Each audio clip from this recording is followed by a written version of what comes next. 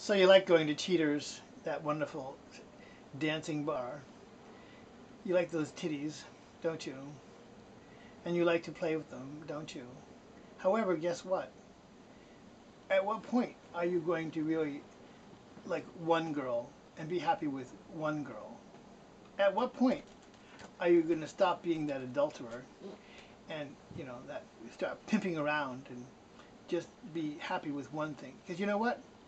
Pretty soon the joy of having sex is going to leave, and you're going to get older, and you're going to be wondering, well, what's next? And I'll tell you, the reason why what's next is not fun is because you neglected to think about that while you were having fun with so many of these cute little girls or boys. If you didn't understand the value of fidelity, then what happens is what happened to Rome.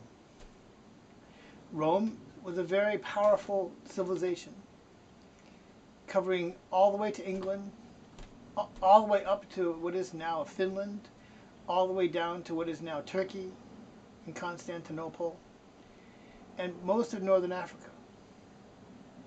And now it's all just on one little island called Cyprus, and Italy. The other one, C's. There's another one, starts with a C. Anyway, tiny, not big at all. And what about England? The sun never set on the English Empire. But how come the English Empire is now just back to England? Although many people do speak English around the world, what are we exporting with our English language? Well, these sex porn sites are all in English. They start in English and then they go to different languages. What a legacy. And what kind of joy and happiness do these porn sites give the world? Think about it. Do they really help people to be happy? You could jerk off, but does that really give you long-term satisfaction in your relationships? Can you really have a satisfying relationship with a person if you can't really trust that they're going to stay with you?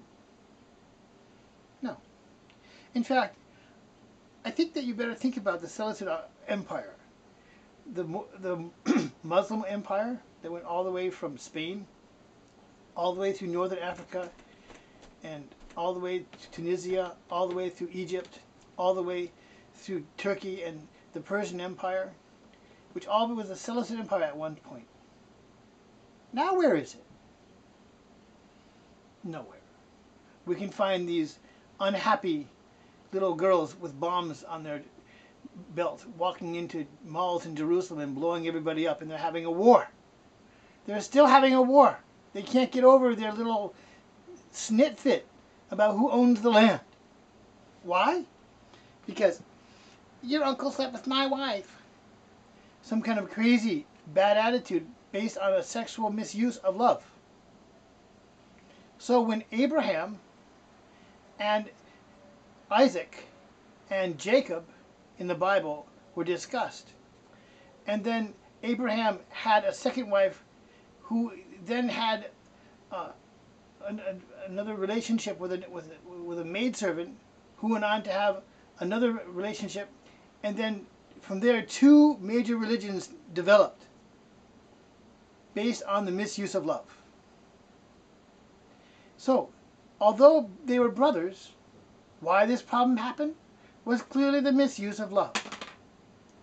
If we see that the misuse of love is that powerful and that indelible to last centuries of really wars and discontent, and why the Goths could finally come into the Ostrogoths could finally come into Rome and really just knock him over one day in the year 400 AD, and that was the end of Rome. All because the Romans could not keep their little sexual organs to themselves, and they couldn't make good families because they were all interested in these orgies with bulls. Oh, get over it.